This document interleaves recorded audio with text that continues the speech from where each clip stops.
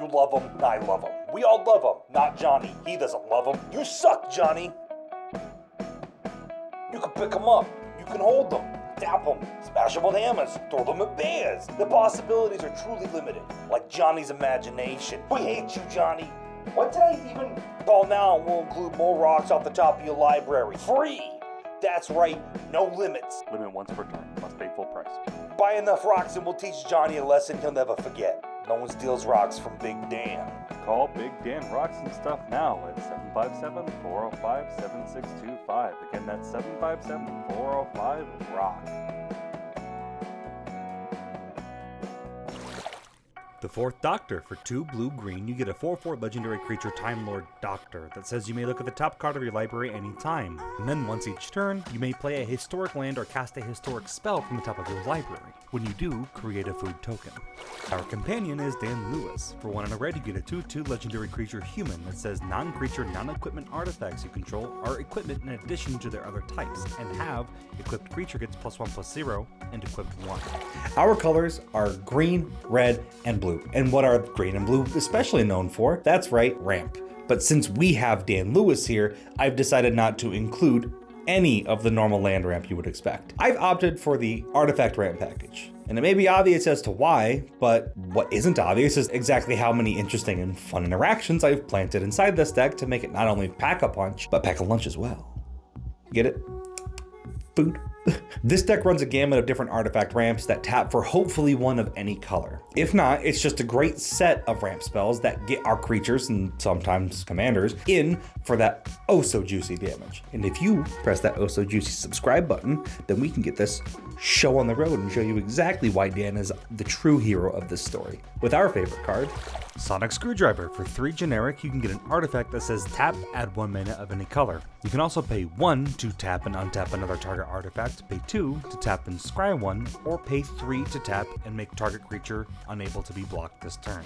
Not only is it a mana rock that lets us tap for any color, but we also get a ton of utility out of it as well, with the untapping, the scrying, or unblockability. The actual key part of it comes with the fact that it does tap for mana, however. All we want out of our rocks, for the most part, is that they come in untapped and tap for 1 mana of a color, preferably any color, and if they don't tap for 1 color, they usually tap for multiple mana, like in Soul Ring or Empowered Auto Generator. The point of the rocks tapping for mana is to make the equip cost essentially free, and since they each become an equipment with equip 1, we can just tap them to pay for their own equip costs and throw them onto whatever creature we want. Throw them onto a commander to get some sweet commander damage in, or throw them at your friends to assert dominance.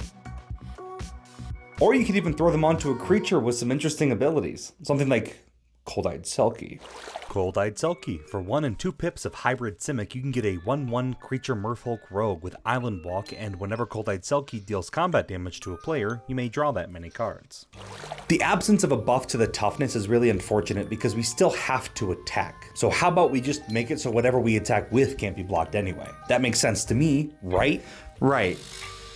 And once you gouge the eyes out of your opponents, we can store them in our favorite jar with, all the cards that we draw. There are a few different kinds of card draw that we can get. Some care about the power of a creature, like Garok Primal Hunter and Soul's Majesty. Others care about damage dealt, like Hunter's Prowess or Hunter's Insight. Manhunter's really good at drawing cards. And if we truly get stuck, we have the Fourth Doctor to help top out all of the things that we do have. Anything that's historic just gets to be cast or played from our top deck, although we only get to do it once per turn. It can truly be 50-50 as to whether or not it is a historic card on top. Again, historics are artifacts, legendaries, and sagas, but the actual number is like 55 out of 100 in this deck, so we do run Shimmer Mirror to just help make it a little easier to hold up for interaction or get more value out of our commander. And with it, we can cast artifacts from the top deck, so that's good.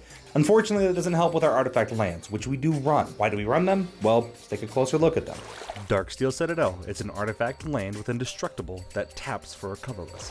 It's not a bad land. Indestructible means that it doesn't go away to a Vandal Blast, and even though it taps for a colorless mana, it still means we get a free equip out of it. These artifact lands mean that we just have them enter the battlefield as an equipment, and if it's untapped, immediately equip them for its +1/+0 buff. And again, that's why we run a ton of artifact ramp in this deck. But not to mention the best short-term ramp thing we do have in this deck, Stang, Echo Warrior.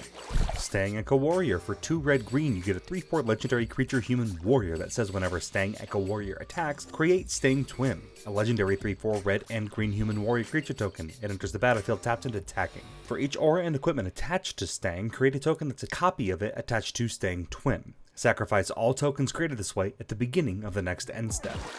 Stang can attack to make a twin, and this twin doesn't stay around forever, but it is still super useful. You see, when Stang Twin comes in, you copy all the equipments and auras that are attached to it. We don't run auras, so it'll just be the equipments that we have on it. Each of those equipment will still be the mana rocks that they copy and enter untapped.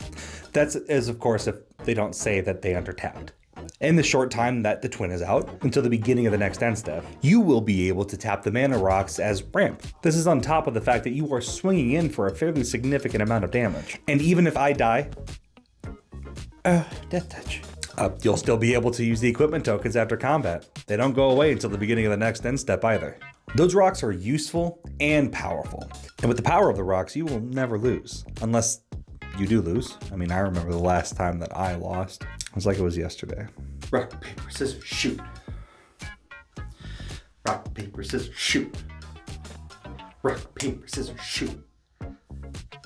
Rock, paper, scissors, shoot. You got me. You never win with these. Oh, hi.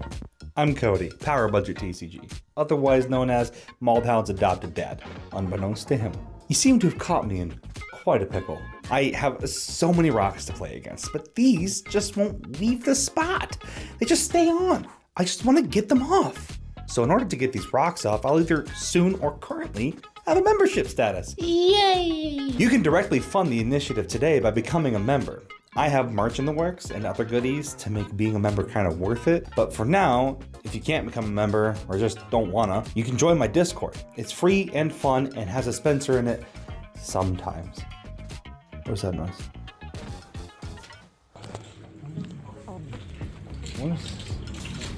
What are you doing? So anyway, check the links in the description for the deck list and Discord, and maybe consider becoming a member today. Valduk, Keeper of the Flame. For 2 and a red, you get a 3/2 legendary creature human shaman that says at the beginning of combat on your turn, for each ore and equipment attached to Valduk, Keeper of the Flame, create a 3/1 red elemental creature token with trample and haste. Exile those tokens at the beginning of the next end step. The only downside is that you don't get to keep the tokens as blockers, but having somewhere around like 8 or 9 disposable 3/1 creatures swinging in each combat can be a devastating blow to a lot of our opponents, and we don't even necessarily need the protection at that point. We can run Shishiro the Shattered Blade to help us make more 2/2 creatures. We could also use those for blocking, so every time we play a land, get a food, ramp with all, with the boy Dan out, we could just spread the love for one end step, get all these things equipped to each of these different creatures, and then put some 1/1 counters on them. Then they become semi-permanently modified. And if you like infinite combos that end the game in a draw, boy, I got one for you. It's jank and awesome. So if you have Dan Lewis, Shishiro, and somehow happen upon Peregrine Took, you can go infinite with token generation. Once you create a token, it'll have Peregrine Took make a food. That food enters as an equipment, which triggers Shishiro to make another 2/2 spirit. This spirit is a token being made, which Peregrine sees and tacks on an additional food. And as the food enters the battlefield, it will do so as an equipment, and Shishiro makes a 2/2. Wash, rinse, repeat. The game is a draw. The only way to end that loop without having any other outside influence is using Peregrine Took's draw ability to draw your deck out. But I don't see anything online that's telling me that you have to do that, so don't. Someone either needs to kill Shishiro, Dan, or Peregrine, or the game ends in a draw, or that's what they want you to think. You see, you can respond to the triggers. I'd recommend doing a real cool thing, drawing your deck until you get Void Slime, then counter the triggered ability on Shishiro. That way you can have an arbitrarily large number of menacing 2/2s and enough food to feed a hobbit for a second breakfast. With all that said, these abilities make it real easy to suit up our bedazzled cut and take it out for the time of our lives, or I guess the last time of our opponents' lives. These are some crazy fun ways to kill the people we truly tolerated, but now it's time for some crazy potent ways. Champion of the Flame. For 1 and a red, you get a 1/1 creature human warrior with trample that says Champion of the Flame gets +2/+2 for each aura and equipment attached to it. This ability is the best thing we can see in this deck. Baked in Trample makes it almost impossible for our opponents to block, and the added bonus of +2/+2 for each equipment makes it busted beyond belief. Just 5 Power Stones equipped to this creature makes it a 16/11 with trample, and if that doesn't put him to sleep, at least it will definitely still hurt. These types of creatures give us an extra boost that we need to outvalue our opponents. Add on some equipment that give our creatures first strike, and then they get through pretty safely without fail. All we gotta do is keep Dam protected with hexproof so targeted removal doesn't pose us. And finally, the upgrades let us reflect on what it's truly like to have money. Nuka-Cola Vending Machine, a $17 card that turns our food into treasures. It is an artifact as well that just makes us more foods. Good for all the aspects of this deck. Old Gnawbone, it'll set you back about 30 additional dollaroonies, but gives you so much more value as a flying 7/7 ripe for rock and roll. You could always play Urza, Lord High Artificer, if you really want to immediately draw the hate from within each Magic player, or just, tap your foods for mana. Sensei's Divining Top helps with the 4th Doctor to not whiff like a child's baseball game, and Questing Beast has too much text, I don't want to read it. But they'll also want to not block it, because it has Death Touch and Vigilance. And this deck runs you $25 at base and makes for a fun and fair game. Unless you do the Infinite, and if you do the Infinite, you're gonna end the game right there. Just draw yourself out. That way you can take the sacrifice a real homie G would, or just shuffle up and play another game. Remember, nobody's mad about that. Why would you play CEDH?